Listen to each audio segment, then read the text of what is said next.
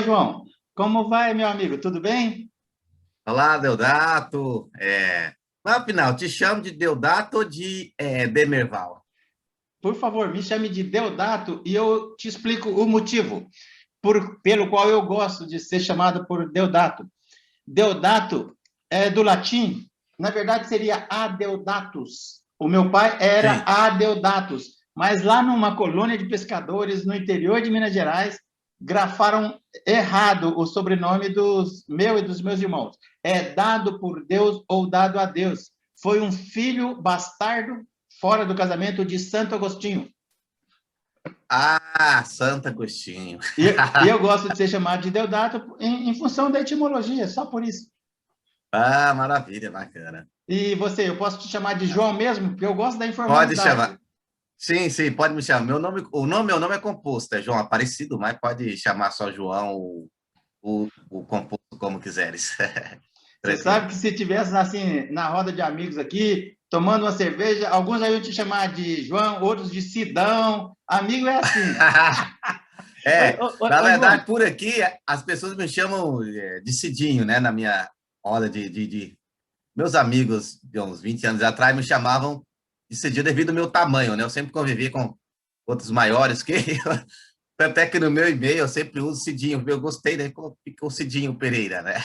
legal, legal. Ô, João, você falou que nasceu quase em Tocantins. Como chama a cidade? A minha cidade ela é histórica, Trombas. Ela faz parte da história de Goiás, ali da época da guerrilha do Araguaia, né? Dessa época aí das guerrilhas, né? A minha cidade ela é histórica, tem uma figura histórica muito conhecida no estado de Goiás, até fora, José Porfírio. Eu entrevistei um pessoal da Universidade Federal de Goiás numa outra área, na área de pesquisa científica. Eles estão desenvolvendo um projeto, são jovens graduandos orientados por um doutor peruano que é muito meu amigo. Ele fez doutorado aqui na Unicamp e durante o período que ele esteve aqui nós convivemos bastante. E ele desenvolveu um projeto para participar aí na Universidade Federal de Goiás, onde ele está dando aula agora, com um grupo de graduandos de ciências da computação ou engenharia da computação, para desenvolver um nanosatélite, um pequeno satélite para monitorar toda a extensão do rio Araguaia. Eu achei extremamente interessante. Estou torcendo para que o projeto deles seja premiado. Eles mandaram para uma Olimpíada do Ministério da Ciência e Tecnologia. Se for aprovado e eles continuarem desenvolvendo, vai ser muito bom para a preservação do rio Araguaia. Sim, sim, sim. Na entrevista eu Tomara falei, que seja. tomara que Sim, sim. seja. Vai ser bom para todo mundo, para a preservação do rio, para a universidade, para os É, ribeirinhos, né, para todos nós. isso mesmo. Eu comentei com eles, com os garotos, porque eu já tenho 60 e poucos anos, que o rio Araguaia tem história. Falei das Sim. guerrilhas. E a minha cidade, hoje, onde eu moro, eu sou goiano, mas eu sou servidor público do Pará, é Conceição do Araguaia, né? Ali da região do Araguaia. Aquele padre que morreu o ano passado, não, bispo, como é que é o nome dele, hein? Ele é da região de Conceição do Araguaia, ele faleceu o ano passado. Ele fez parte, assim, da história dos movimentos de resistência no Brasil nos anos 60, 70. Dom Pedro Casaldáliga, não me lembro o nome dele. Não. Tem também ele, né? Que do Pará. Ali no Pará tem muitos, assim, missionários, padres, né? Que já deram as vidas pela causa, né, da inclusão social, apesar de que lá também, no Pará, tem alguns conservadores, né, que vão na contramão. Mas você sabe que faz parte, cara, a diversidade de pensamento faz parte da própria É democracia. claro, sim, claro, claro, com certeza. Infelizmente, nossa sociedade hoje, e aí eu estou falando em todas as áreas também, dentro das academias, como fora da academia, está muito polarizada. Todo mundo achando que a própria forma de pensar é a solução para a sociedade. Eu, particularmente, quem assiste meu canal sabe, eu ouço todos e todas e dou voz a todos. O meu papel, viu, João? Não falei isso para você ainda não. Eu sou escada. Eu levanto a bola para o pesquisador falar das pesquisas dele. E é o que eu vou fazer com você. E é bem legal isso. Obrigado, E é bem agradeço o legal, convite. cara. É bem legal isso. Ô, João, Sim. vamos falar da tua pesquisa no mestrado? Qual foi o objeto da sua pesquisa no mestrado? A minha pesquisa tem como título Dissensões dos Humores e Liberdade Republicana. Condições de convergências e divergências segundo o pensamento político de Nicolau Maquiavel. Bem legal. Eu vou chamar a vinheta, João, daqui a pouco a gente volta, tá bom? Beleza.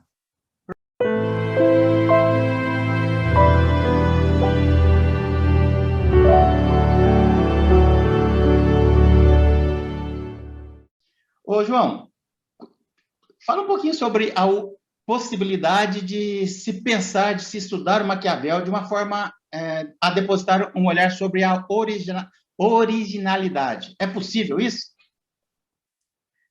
Bom, com certeza. Com certeza. É possível porque eu vejo que o Maquiavel foi um pensador, assim como os outros que tiveram sua originalidade, ele também teve uma originalidade, e essa originalidade o tornou um autor, um pensador excêntrico, né, em relação aos seus antecessores e contemporâneos, e por que não posteriores também, os que vieram depois dele, né, alguns que vieram depois dele. Eu vejo que aquilo que ele refutou, ou aquilo que ele criticou, que ele, né, divergiu daqueles que o antecederam, vale também para alguns pensadores que vieram depois dele, né? Então, eu costumo dizer que essa originalidade do Maquiavel, ela se assenta basicamente em dois pontos, né? Que sempre quando se fala dele, as pessoas já pensam no príncipe e que a sua originalidade está ali no príncipe. Principalmente ali a partir dos capítulos 15 até os capítulos 20, onde, até o capítulo 20, né? Onde aparece ali aqueles conselhos do Maquiavel, né? Para o príncipe, como manter um principado, o que fazer, o que é melhor fazer, ser amado ou ser temido, ser ávaro ou ser liberal, né? Enfim, manter a palavra dada, quando não manter a palavra dada, né? O príncipe não precisa ter tais virtudes, precisa parecer ter. Então, as pessoas pegam aquele conjunto de informações ali e falam, tá vendo? Esse é o Maquiavel, aqui é o Maquiavel que foi diferente de todo mundo. Não, ali não está sendo diferente de ninguém. Aí tudo aquilo que ele está dizendo ali, outros já disseram, e ele mesmo fala isso no Príncipe, né? Então, muitos pegam o Maquiavel original a partir dessas partes, desses pontos que ele desenvolve ali no Príncipe, que, a meu ver, é algo que outros também já disseram, né? Ou seja, eu até falo isso no meu livro, né? Que é fruto da minha dissertação de mestrado. Peraí, mostra ele aí. Chega ele um pouquinho para frente aqui. Do lado, aí. Política e conflitos, o que Maquiavel nos ensina. Legal. Depois eu vou colocar o link para quem quiser comprar aí, tá bom? Ótimo, obrigado. Então, eu falo disso aqui logo no início do livro, né? Eu mostro alguns pontos em que não começou em Maquiavel, mas se coloca na conta do Maquiavel. Mas, afinal, então, o que de fato torna o Maquiavel original? A meu ver, é o seguinte: ele tem mostrado que a política ela possui uma lógica própria, ela tem uma lógica peculiar.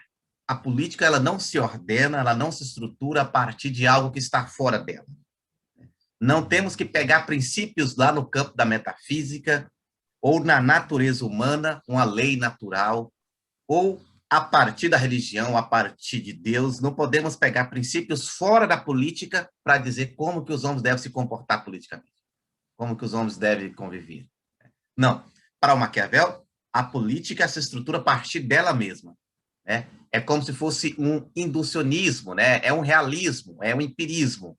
Ou seja, a política, ele tira essa via da dedução, parte para a indução, ou seja, é a partir da observação, é a partir de como os homens se comportam que nós podemos e devemos criar valores, né? E regras para a vida política.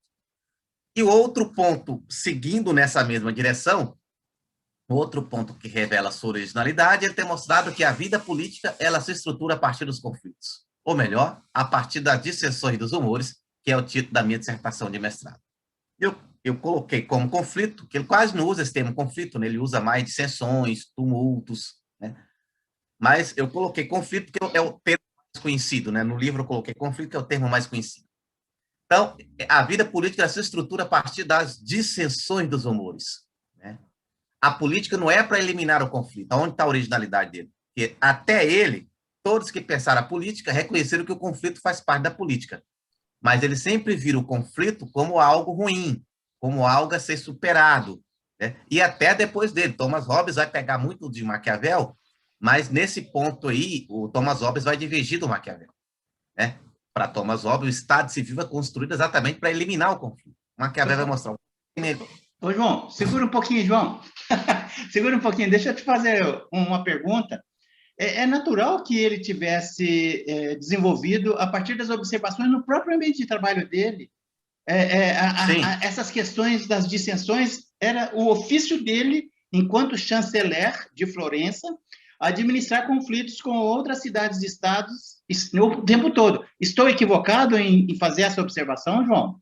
Não, com certeza não. Ou seja, o Maquiavel, o que ele usa para construir o seu pensamento, para formular o seu pensamento político, é toda a sua experiência de vida, né, na política, tudo aquilo que ele observou, que ele pôde observar, né, de comportamento político, tanto do florentino quanto de outros povos que ele pôde conhecer, e da sua leitura aos clássicos, né? Ele lê os clássicos. Ele lê os clássicos romanos, lê os clássicos gregos, lê o Tito Livio, né? Políbio, Aristóteles, enfim. Ele se debruçou sobre os clássicos. Tanto é que, em uma das suas cartas, que ele escreve a um dos seus amigos, quando ele está recolhido, né? Ele vai dizer que ele vai contando essa rotina, né? Quando ele chega à noite, ele tira suas roupas sujas de barro e entra em contato com os clássicos, fala com os clássicos e os clássicos o respondem. Né? Ele excluiu Platão nessas leituras dele? Rapaz, eu creio que não, porque, veja bem, quando ele fala lá no capítulo 15 do Príncipe, muitos pensaram repúblicas, né, e principados que nunca se viram, né, que eu vou partir da verdade efetiva das coisas. Os estudiosos sempre já batem o olho e já falam. Ele está falando de Platão. Claro que outros também vão entrar nessa esteira, né? Ele não excluiu Platão, principalmente para criticar. Não, eu imaginei que ele tivesse criticado Platão em função da metafísica, né? Sim, da metafísica e desse idealismo, né? Mas aí, bom, eu não quero entrar bem nessa discussão, mas eu falo que não só o Maquiavel, mas outros que criticaram Platão, talvez não entenderam o propósito de Platão. Apesar de eu estudar Maquiavel, sou muito fã dos clássicos, dentre eles Platão. Né? Fica o convite. No futuro, vamos fazer uma gravação sobre essa questão aí, tá bom? Beleza. Mas é só para fechar, o que eu ia dizer é que tanto Platão quanto Rousseau, essa é a minha leitura que eu tenho, não sou especialista em Platão, mas eu creio que em Platão é a mesma coisa que em Rousseau. Assim como Rousseau não escreve o contrato social para ser aplicado tal e qual, mas para servir como escala de referência, ao meu ver, Platão, ao escrever a República, também não está pensando que ele não está querendo que ela seja aplicada, até porque ele sabe que aquilo lá não é possível. Na própria República ele vai dizer, né? Que aquela República dele ela não é possível ser praticada aqui entre os homens, talvez lá do mundo das ideias. Mas a ideia é que os homens, olhando para aquilo lá, para o modelo de justiça, se mude a si mesmo, né? Se tornem justos. Eu acho que é por aí. Mas, enfim, acaba que ele construiu um legado para a política idealista e o Maquiavel vai mostrar que essas coisas, não, a política não deve ser pensada dessa forma. Né? Mas não é só o Platão que está na mira dele. O Platão, o Aristóteles, em alguma medida, Tomás de Aquino, enfim, ele vai pegar um por um, né? Mostrando que a política se estrutura a partir dos conflitos, não de algo que está fora dela, não há verdades absolutas na política, mas ela se estrutura a partir desses conflitos. Mas que tipo de conflito? Né? É preciso a gente entender bem. São os conflitos entre os grandes que querem governar e oprimir e o povo que Peraí. oprimido. Segura. Você quis dizer, de alguma forma, que o Maquiavel era um franco atirador? Saiu atirando para tudo quanto é lado, cara? Não, é sério. Eu tive essa impressão e não tenho nada contra. Olha, ele foi pegar para construir o seu pensamento político, para mostrar a sua originalidade, para mostrar a verdade efetiva das coisas. Isso ele fala no Príncipe, na sua obra, mais que para mim a obra de fôlego dele, que é Discurso sobre a Primeira Década de Tito Livio, logo no início ali da sua obra, ele vai mostrar que vai caminhar sobre... Ele vai se comparar a um navegador que descobre novas águas, né? Novos mares. E ele vai falar que esse navegador... Em que ano ele escreveu isso? Olha que interessante o contexto histórico. No período das grandes navegações, cara? Sim, ali por volta de 1013 ali. Aonde está? Essa obra, Discursos, a gente não sabe ao certo quando que ela foi escrita, porque há uma divergência. Alguns falam que ele escreveu ela antes do Príncipe, né? Outros falam que ele escreveu depois do Príncipe, e tem outra perspectiva que vai dizer, ele começou a escrevê-la, parou, escreveu O Príncipe e voltou a escrevê-la novamente, né? Então, tem uma precisão de quando ele escreveu essa obra. Para mim, é a obra de fôlego dele, né? Que é Discurso sobre a Primeira Década de Tito Livio. Não é O Príncipe, mais conhecida, né? Você sabe, Mas essa obra... você sabe que eu deposito um olhar de informalidade sobre assim, os meus bate-papos, com uma extrema curiosidade. Estou extremamente curioso com a sua pesquisa, mas eu deposito um olhar de informalidade. Cara, eu fiquei imaginando bala perdida para tudo quanto é lado. Então, nesse sentido, como eu estava dizendo, né? Ele vai mostrar que os perigos que se tem de um novo navegador, de alguém que está descobrindo águas novas, ele vai mostrar também, ele reconhece os perigos que ele vai correr de navegar sobre um novo terreno no campo da política. Nada mais, nada menos, ele vai estar discordando, né, em alguma medida, do Platão, Aristóteles, que eram os pilares da filosofia ocidental, né, Tomás de Aquino, né, Agostinho, e alguns de seus contemporâneos também do mundo. Ele bateu no Agostinho? Sim, ó, com certeza, Agostinho anda na esteira do Platão, né? Agostinho é que mostra que, lá na sua obra Cidade de Deus, Cidade dos Homens, né? Não só nessa obra, que esse mundo terreno aqui acaba que é um passaporte, né? Um meio de você se preparar para a vida celeste. Ou seja, a sua preocupação mesmo é com o lado de lá, sim, não aqui. E o Maquiavel vai mostrar que isso é terrível. Foi essa ideia que tornou a Europa doentia. Ele vai mostrar isso no Discursos, ali no primeiro livro do Discursos, a partir do capítulo 12, do capítulo 11, ele mostra isso. Olha, vai dizer, na Europa não se tem mais república como se tinha antigamente. Ele vai mostrar que isso é em função da religião cristã, que foi mal interpretada, né? Foi interpretada sob o prisma do ócio, né? As pessoas não se preocuparam mais com o engajamento, né, na vida cívica, mas apenas com a salvação da alma e se afasta, né?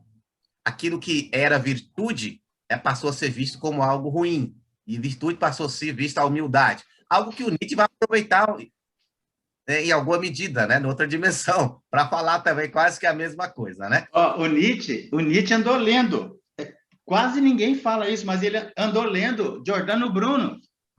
Ah, certamente. Esses caras que vieram depois, eles tiveram aí um lastro, né, uma gama de clássicos anteriores a eles. Eu acredito que eles leram todos, né, os contemporâneos.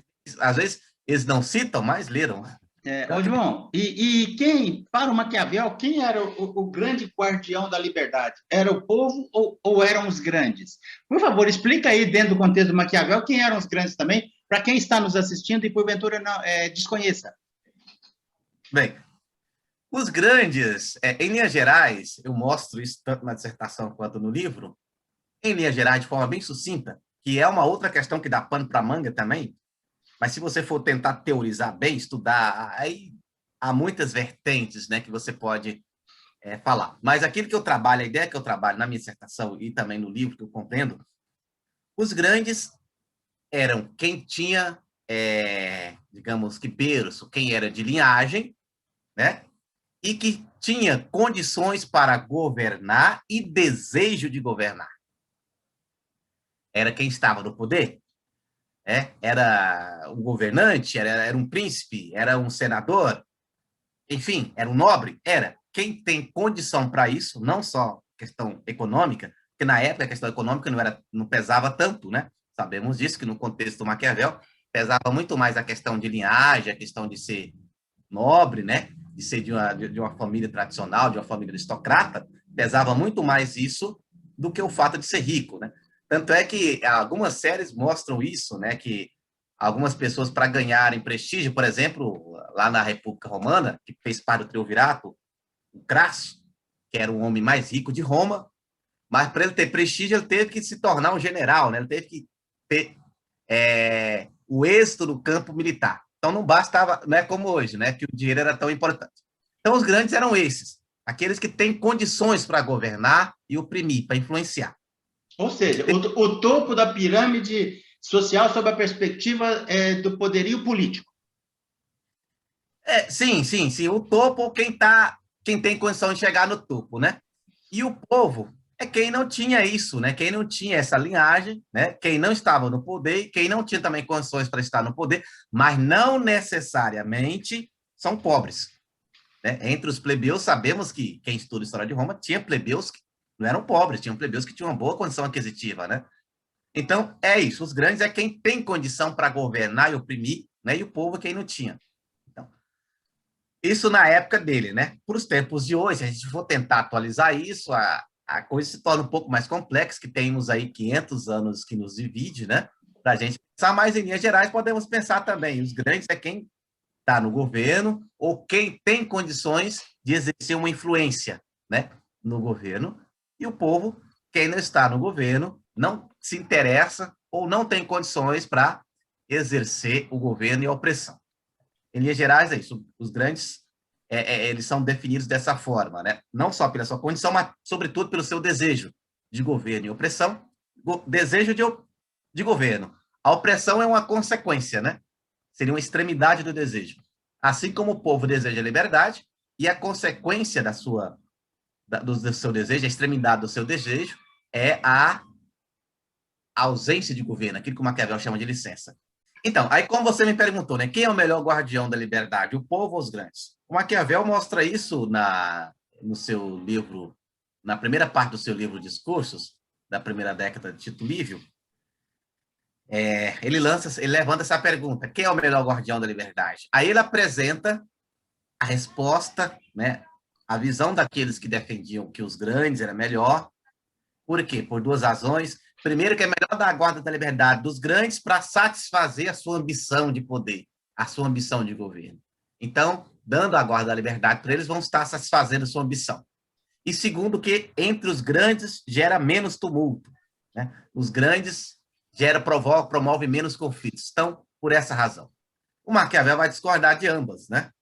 Primeiro que, dando a liberdade para os grandes, não quer dizer que vai saciar a sua ambição, que a ambição dos homens é infinita. Isso seria, a natureza humana ela é infinitamente desejante, nunca se contenta com o que tem. E segundo, que não é verdade, eu não concordo que é verdade que os grandes não promovem tumultos, quem promove tumultos é o povo. Não, os grandes promovem grandes tumultos, sim, até mais que o povo. Então, é melhor confiar a guarda da liberdade para quem deseja liberdade. Quem é que deseja liberdade? Quem é que quer liberdade? O povo. Falou, então, é melhor que o povo guarde a liberdade, né? Do que os grandes, que é o povo que deseja liberdade. É o povo que luta por liberdade. Então, o povo é o melhor guardião da liberdade. Só que aí ele vai mostrar, olha, ele vai mostrar dois modelos de república. Aí vai falar de Esparta, que era uma república aristocrática, onde ela era estruturada de forma que o povo não tinha tanto espaço de participação. Então, para o Maquiavel, ele vai falar de dois modelos de república. A república espartana, seria a república aristocrática, e a república romana, que é a república de cunho popular. A república ao modelo espartano, ele vai falar, essa preferiu a guarda da liberdade aos grandes, porque o povo não tinha tanto espaço de participação. Roma já era uma república popular, onde o povo tinha uma participação maior. Ele vai falar, qual dos dois modelos de república é o melhor? Ele vai dizer, depende. A república que pretende se expandir, Roma é o melhor modelo. Para a república que não pretende se expandir, Esparta é o melhor modelo, né? A república que pretende ser ordeira, né? Que não pretende expandir. Ele vai dizer, e qual é o modelo, qual é o melhor modelo? Aquela que pretende expandir ou aquela que pretende apenas ser ordeira, conservadora? Ele fala, como as coisas no mundo da política não estão paradas, elas estão sempre mudando, ou estão subindo ou estão descendo. É melhor se preparar para o pior, é melhor se preparar para a expansão, ou então para a defesa. Então, o modelo de Roma é o melhor. Aquele modelo de Roma onde o povo tem uma participação maior, onde o povo é o guardião da liberdade. Por conseguinte, essa república ela vai ser mais conflitiva, mais tumultuada, mas isso não é ruim, né? Isso é bom. Né? Ele vai falar, foi isso que gerou a grandeza de Roma. Foi exatamente esses tumultos, né? Exatamente esses conflitos entre o povo e o... João, o Maquiavel era de uma extrema lucidez, hein? Cara, eu sou suspeito de dizer. Não, foi uma provocação e boa, assim, porque nós conversamos um pouquinho no que eu chamo de prosa prévia. Eu até brinquei com você sobre a tua relação com o Maquiavel. Rapaz, mas assim, por que eu estou te provocando? Isso aqui eu não vou editar, não. Vai pro ar, cara, vai pro ar. É justamente porque você debruça um olhar sobre o pensamento do Maquiavel extremamente interessante, cara. É que, infelizmente, o Maquiavel ele é visto somente pela perspectiva míope das lentes debruçadas sobre o príncipe. E aí você ampliou, você buscou um Maquiavel desconhecido. Mas pode falar, cara. Você entende que ele era de extrema lucidez, cara?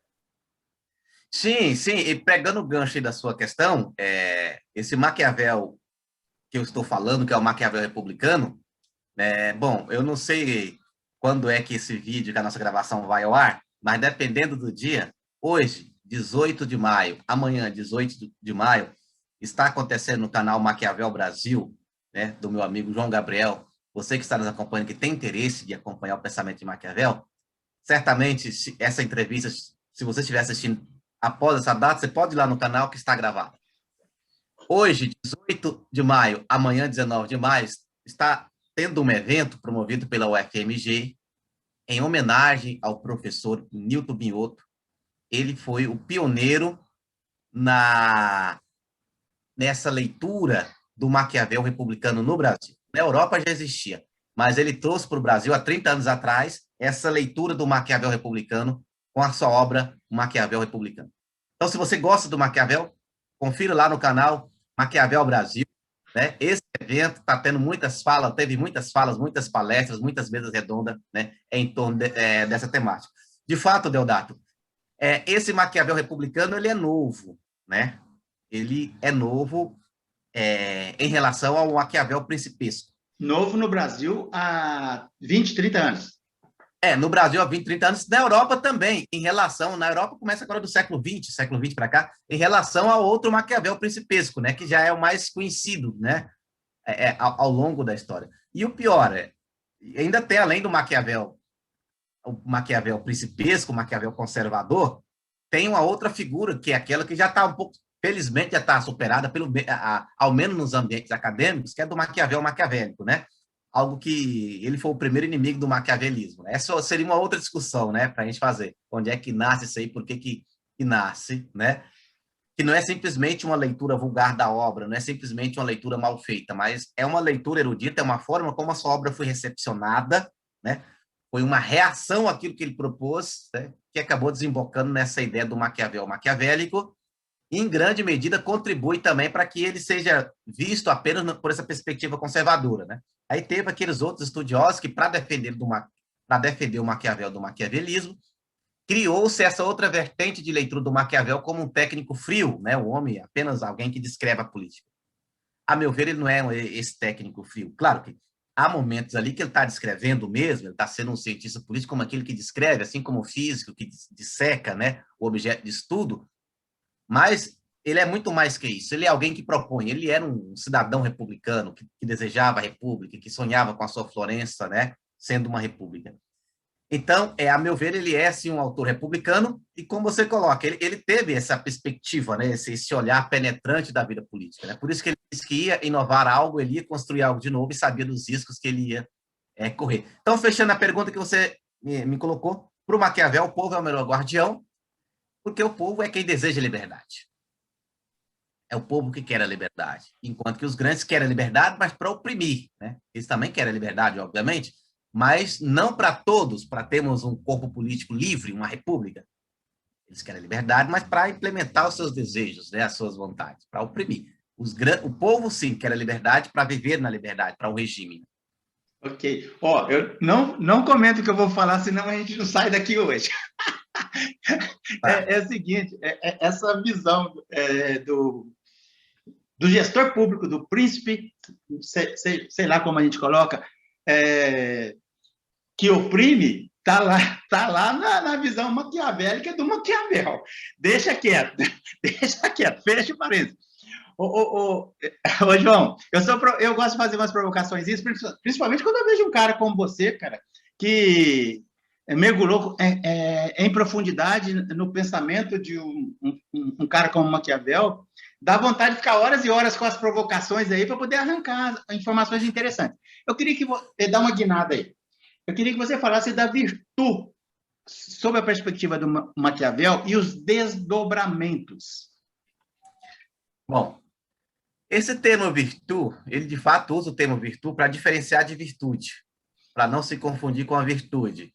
Porque a virtude, ela era, quando se fala de virtude, ela era muito percebida sob o prisma moral. né? Virtude no sentido ético. Quando se fala de virtude, estamos falando de virtude moral, no sentido ético. E o Maquiavel, ao falar de virtude, ele está falando sobre outra perspectiva, é no sentido político, né? A virtude, para Maquiavel, ela não tem um cunho moral, né? Ela não tem um cunho ético. Ela tem a ver com ação. A virtude do Maquiavel é um termo multifacetado, tem várias faces. A virtude de um príncipe não é exatamente a mesma coisa da virtude de um cidadão dentro de uma república. Não é exatamente a mesma coisa da virtude de um general, de um soldado num campo de batalha, né? Ou seja, tem nuances diferentes. Porém, podemos perceber que há algo em comum entre elas, né? Tanto a virtude do príncipe, quanto a virtude do cidadão, quanto a virtude de um soldado no campo de batalha. Há algo em comum aí? Sim. O que tem de comum aí? Eu vejo que é a excepcionalidade, é uma ação excepcional. Virtude é uma ação extraordinária, é uma ação que está acima daquelas ações comuns, daquelas ações ordinárias, né, do dia a dia. É algo excepcional, algo de diferente. A virtude é isso. São essas ações excepcionais que, por conseguinte, vai gerar bons resultados para o corpo político. E vai incidir bons resultados para o corpo político. É interessante eu pegar essa questão de que ele diferencia de virtude, que se você pega, voltando à questão do príncipe, né? A partir do capítulo 15 ali, o que você vê? De um lado, ele mostra o que seriam as virtudes, né? Apresentada principalmente pelo cristianismo, e do outro lado, ele vai mostrar ações que, às vezes, contrariam aquelas virtudes, né? O príncipe deve ser cruel ou deve ser amável, né? Ou deve ser... Me fugiu a palavra, é como se fosse piedoso, mas não é bem o termo que usa, né? No príncipe, ele coloca essas ações do príncipe de acordo com as circunstâncias e o momento que o príncipe está vivendo, para manter o controle. Exato, isso é a virtude. Você fazer o que tem que ser feito, né? O que a circunstância pede. Você faz essa leitura do que a circunstância está pedindo e você é capaz, você não só é capaz de fazer a leitura, isso eu trato na minha dissertação, né? No capítulo 2, quando eu falo da virtude principesca, ela está ligada ao saber prático, a virtude principesca, que é essa leitura da realidade, e também a capacidade de ação. Não basta a leitura, mas tem que ser capaz de agir, né? Você não acha que foi em função disso que ele passou a ser visto como um sujeito maquiavélico, colocando a virtude acima da virtude? Bom, como eu disse na minha fala anterior, da recepção da obra. Exatamente, não é uma leitura vulgar, simplesmente. O maquiavelismo não nasce simplesmente de uma leitura vulgar. É de uma recepção da obra. Alguém que viu, falou, opa, não concordamos com isso. Jamais. Quem é que ele está peitando? Quem é que ele está afrontando dessa forma? Sabemos. A instituição que era mais poderosa da sua época, né? Mostrar, opa, Tomás de Aquino até então falava que o governante ele tem que ser um espelho para os seus governados, né? Tem que governar ali o seu povo como governa a sua família, o rei tem que ser um modelo, né? Não só de homem, mas de governante, tem que ser um modelo ali, como fosse um representante de Deus para os homens, né? Tem que ser um modelo. Ô, João, eu não sei se a minha memória está me falhando, mas me parece que o príncipe caiu nas mãos de um religioso, de um teólogo na Inglaterra que detonou e colocou essa visão em cima dele. A minha memória está me traindo? Não. De fato, teve esse... me fugiu o nome desse abençoado cardeal. Teve esse cardeal mesmo. Abençoado entre aspas. Porque ele ferrou Maquiavel, cara. Sim, foi em 1569, parece que mais ou menos nesse período que o livro dele foi parar no index da Igreja Católica, né? Dono dos livros proibidos. E mais adiante teve o Frederico da Prússia, que escreveu a obra O Anti-Maquiavel, que também ajudou, né, a reforçar essa ideia do anti-maquiavelismo. Ele chegou a ser perseguido pela Inquisição? O Maquiavel? Não, ele não chegou a ser perseguido pela Inquisição, até onde eu sei, porque, veja, o Maquiavel, quando ele escreve O Príncipe, ele não estava mais na vida política. Essa sua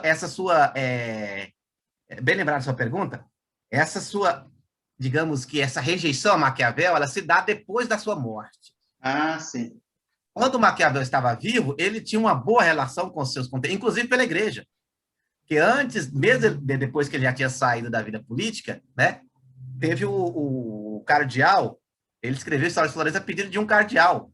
Então, ele tinha uma boa relação na igreja, ele tinha um bom trânsito na igreja. Ô, João, eu não fico surpreso com o fato de você colocar dessa forma. Ele era um chanceler, ele tinha profissionalmente e intelectualmente desenvolvidas várias habilidades negociais com pares, parceiros políticos, religiosos diferentes. Ele transitava em várias áreas. Ele devia ser extremamente perspicaz. Sim, perspicaz. Os leitores, os comentadores de Maquiavel que debruçaram sobre a biografia dele, nos mostram isso. Ele era uma pessoa muito amável, amigável pelos seus contemporâneos, né? Então, essa visão veio depois, entendeu? A partir de 1569, que constrói que o seu livro vai para o Index, sei lá, não sei bem como você faz a pronúncia, né? A partir daí que se constrói essa caricatura do Maquiavel. Mas, então, e os outros livros dele parece que ficaram, entre aspas, enterrados durante muito tempo. Assim, enterrados que eu digo assim, quase ninguém lia. Sim, eles vieram à tona, inclusive o discurso ainda, em alguma medida, ainda está enterrado, né? Sim.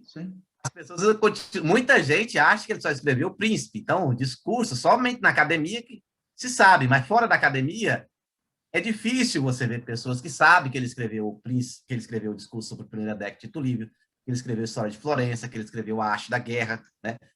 Ou seja, entende? E as inúmeras cartas. Então, o Príncipe acaba que ele ganhou mesmo esse destaque, talvez mais por ele ter sido proibido, e esse destaque negativo. Sim. Ô, João...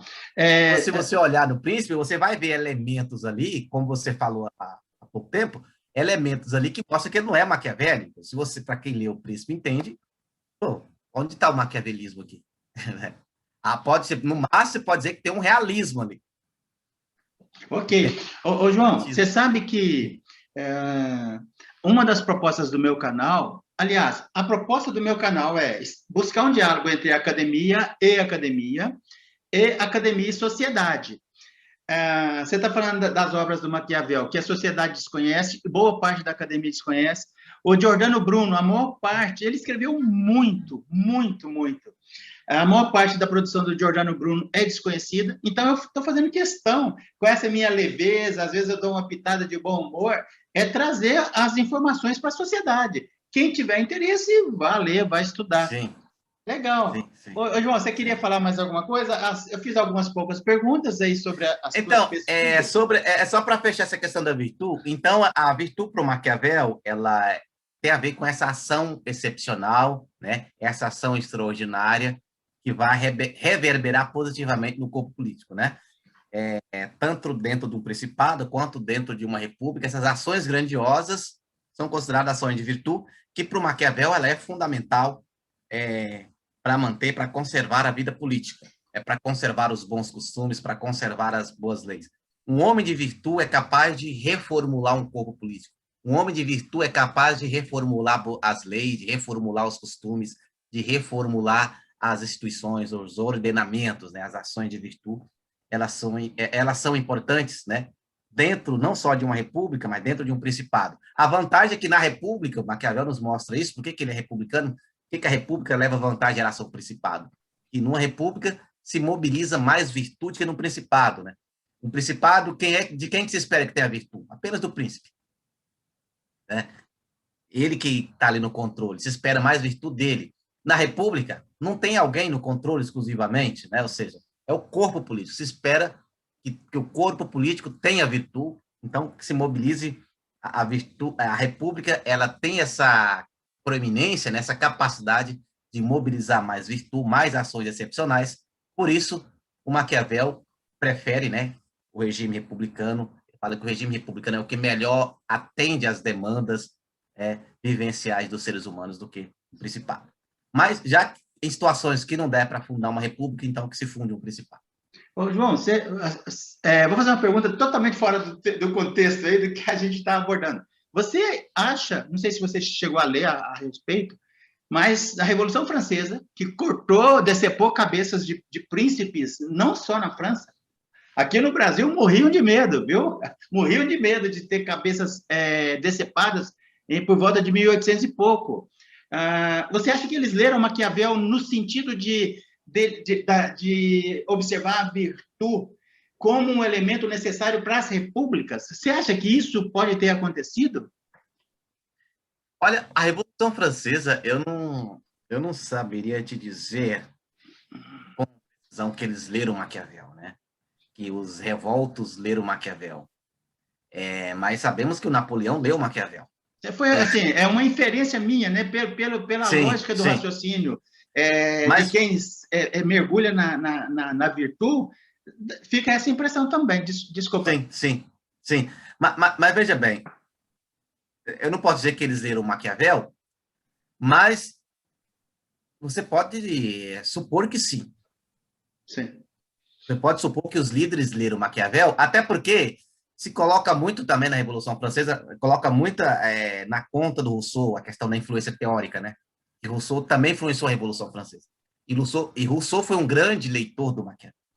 Tem muito do Maquiavel no Rousseau, principalmente o Rousseau republicano, né? Eu levantei uma bola aí, viu, João? Assim que foi fora do ar, conversa de boteco, né? Me ocorreu, cara, Não, mas tranquilo. tem coerência, não tem coerência essa possibilidade? Sim, como eu te disse, eu não posso precisar que eles leram, mas, é claro, a gente pode ver, sim, que tem influência ou de algo que o Maquiavel disse, no sentido de ação excepcional para salvaguardar a liberdade, Se né? você fosse mineiro como eu, você ia falar assim, eu desconfio que leram. Eu desconfio que leram. Ô, João, me fala uma coisa, cara. A sua pesquisa do mestrado, você já mostrou aí, eu queria que você mostrasse de novo. Ela redundou num livro. Coloca o livro à sua esquerda. Põe ele para cá. Não, do outro lado. Mais um pouquinho para lá. Assim? Não, ele tá de ponta cabeça. Aí, chega para lá um pouquinho, afasta da tua cabeça. Aí, chega um pouquinho para frente. Beleza. Me fala uma coisa, ele é muito acadêmico ou, assim, se alguém que estiver assistindo aqui não for da academia, do grande público, vai conseguir ler o teu livro, vai ter dificuldade? Pode baixar, pode baixar. Depois eu vou colocar o link aí para quem estiver interessado em comprar. E aí, qual é a perspectiva do teu livro? Bom, primeiro sobre o livro, né, respondendo a sua pergunta. Olha, modestamente falando, eu consegui deixá-la numa linguagem bem acessível. E não só eu que digo, mas as pessoas que já leram. Pessoas que já leram, que não é da academia de filosofia, não é dos cursos de filosofia, pessoas que não têm faculdade, né, que já o adquiriram, já leram e disseram que a linguagem está acessível, né, e que a linguagem é envolvente, né, e que está bem escrito. Tem e-book também? Tem e-book e tem impresso.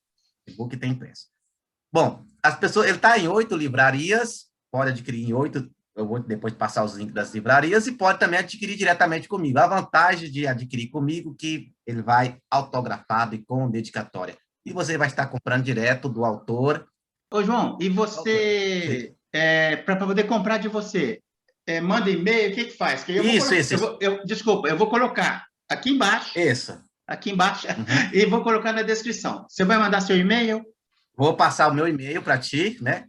Pode me procurar a partir do meu e-mail, que eu envio para qualquer canto do país, eu faço o envio. Você tem para vender físico e e-book também? Não, eu vendo físico. O e-book é só nas livrarias. Tá. E qual é o valor para quem for comprar de você? O valor de capa é R$52. Aí, para quem for comprar de mim, qual é o valor? Aí, na conversa, a gente negocia. Falou, mineiro, quase mineiro. Ô, João, legal, cara. Olha, assim, eu quero te agradecer. Você entendeu essa perspectiva do meu canal, que é mergulhar em profundidade. Se você se observar as perguntas, eu fui lá cirúrgico nas tuas pesquisas, no que eu achei que seria extremamente relevante ali dentro da tua dissertação. E com essa informalidade, essa prosa, assim, provocaçõezinhas que são interessantes. Eu tenho certeza que muita gente vai revisitar a Revolução Francesa, cara. Pois é. Então, é só para fechar, ainda sobre o livro, o que ganha em relação à dissertação? Eu reformulei algumas coisas. O primeiro capítulo reformulei bastante, principalmente o início dele, né? eu retirei algumas coisas e acrescentei outras que quando a gente escreve uma dissertação, a gente escreve pensando na banca que vai nos avaliar.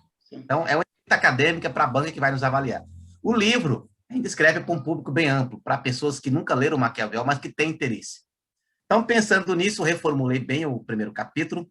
O segundo capítulo também está bem reformulado. No primeiro capítulo, eu mostro os conceitos chaves de Maquiavel. Eu falo dessa ideia de virtude, quem é o povo, quem são os grandes, qual a importância do povo dentro da república, por que o Maquiavel é original, ele é original em quê, o que é essa verdade efetiva das coisas. Eu mostro isso no primeiro capítulo. Então, no primeiro capítulo, o leitor vai ganhar aí ele vai ser inserido no mundo conceitual do Maquiavel, nas ideias maquiavelianas, para compreender bem o segundo e terceiro capítulo. Aí, no segundo capítulo, eu vou mostrar quais são as condições que fazem com que os conflitos sejam positivos. Quais são as condições que fazem com que os conflitos políticos colaborem, desemboquem na saúde da República. Que, para o Maquiavel, o corpo político, ele tanto nasce, desenvolve, cresce e cai a partir dos conflitos. Quando é que os conflitos fazem um corpo político crescer? Eu mostro no segundo capítulo. E quando é que esses conflitos fazem um corpo político adoecer? Quando é que os conflitos destroem um corpo político? Eu mostro no terceiro capítulo. E no quarto capítulo, eu coloco o seguinte: diante de tudo que eu escrevi do Maquiavel, para que ele serve para nós pensarmos a atualidade? Quais são as ideias de tudo isso que eu escrevi até aqui, que são basilares para a gente analisar a nossa atualidade, né? Aí eu pego duas e desenvolvo ao longo do quarto capítulo. Então, para quem comprar o livro, vai ter essa gama de informações aí a seu dispor. Coisa que não tem na dissertação, né? Não aparece na dissertação da forma como eu falei, né? Ou seja, então o livro está muito mais palatável. Claro, você pode baixar a minha dissertação no Google, digitou o título dela no Google, você encontra a dissertação. Você pode ter os dois, né? Tanto a dissertação quanto o livro, né? O livro está palatável, você pode ler em qualquer momento, né? Andando, no ônibus, no metrô, no avião, enfim, né? Tem essa vantagem. Então, é isso. O que eu queria dizer sobre o livro é isso. Ok, João. Muito obrigado por separar um tempo aí para bater papo aqui com o canal Linha de Divisa. A gente volta a conversar outras vezes, tá bom? Um abração. Eu que agradeço, meu caro, essa oportunidade de estar aqui batendo esse papo, falando desse autor que eu gosto muito. E com a sua permissão, claro, se você não permitir, depois, quando você for editar, você corta. Tranquilo. Eu ia pedir para você falar do seu canal. É isso que eu vou dizer. Com a sua permissão, quero dizer para aqueles que nos assistem que eu tenho também um canal no YouTube, Central Filosófica, né? Você que gosta de filosofia, você que gosta de senso crítico, né? Central Filosófica. Central Filosófica, né? Lá eu faço também, assim como o Deodato, eu faço entrevistas com pessoas tanto da filosofia como de outros campos, né? De outras áreas de conhecimento, sobre temas diversos, lives, né? Faço lives também ao vivo, enfim. Visite lá o nosso canal Central Filosófica e você vai ver que tem uma série de coisas lá, de vídeos, de produções bem bacana. Se caso você goste, você se identificou com a proposta do canal, não se esqueça, se inscreva lá no canal, deixa o like nos vídeos, comentários, né? Pois o seu comentário, o engajamento é bastante interessante. O engajamento, o comentário de alguém no vídeo pode gerar uma nova discussão, é muito bacana. Então, é só para dizer, eu tenho esse canal, se você se interessa, visite lá, Central Filosófica, se gostar da proposta, se inscreva lá, que futuramente, né, você vai estar vendo a figurinha do Deodato lá, que eu já, nos bastidores aqui, eu convidei para ir lá para a gente fazer um bate-papo, né, lá no meu canal. Legal. Então, inscreva-se no canal do João, faça os seus comentários, suas críticas, suas sugestões.